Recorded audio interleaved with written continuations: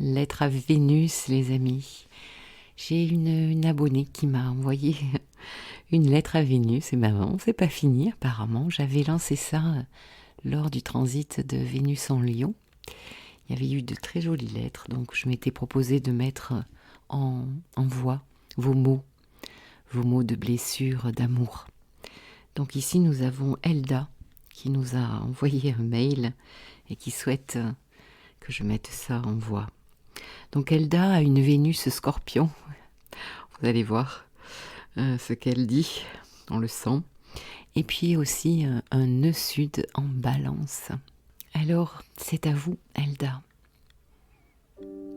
Tu viens de passer la porte et mon monde s'écroule. Mon monde. Comment en suis-je arrivé là? À mes jambes qui lâchent, mes larmes qui coulent et la tristesse qui me submerge. Je pense à toutes nos premières fois et je réalise que nous venons de vivre notre dernière fois. La nausée monte, l'égoïsme m'envahit et me supplie de te rattraper, de te garder près de moi, de ne pas te rendre à ta vie. Le retour est interminable. Je te vois partout sur cette route que j'empruntais tous les jours pour revenir vers toi, pour revenir vers nous, vers ton sourire, vers tes bras, vers toi qui étais devenu mon chez-moi. Je revis notre histoire, la première rencontre, le premier café, le premier nuage, la première plage, le premier fou rire, le premier papillon, le premier baiser, la première fois, la première séparation, les premières retrouvailles, le premier sentiment d'amour, le premier c'est lui. J'ai peur d'oublier tout ce que tu m'as fait ressentir, la joie, le frisson, le bien-être, le bonheur. J'ai peur de me souvenir uniquement de ce manque qui prend possession de moi et je regrette déjà tous ces petits manques du quotidien pour seulement quelques heures de séparation.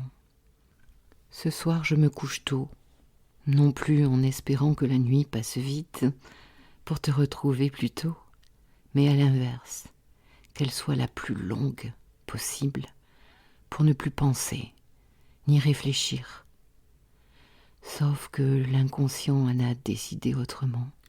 Il se réveille sans cesse, en manque de sa dose, ce simple message qui le rassure de ta présence et l'aide à dormir paisiblement.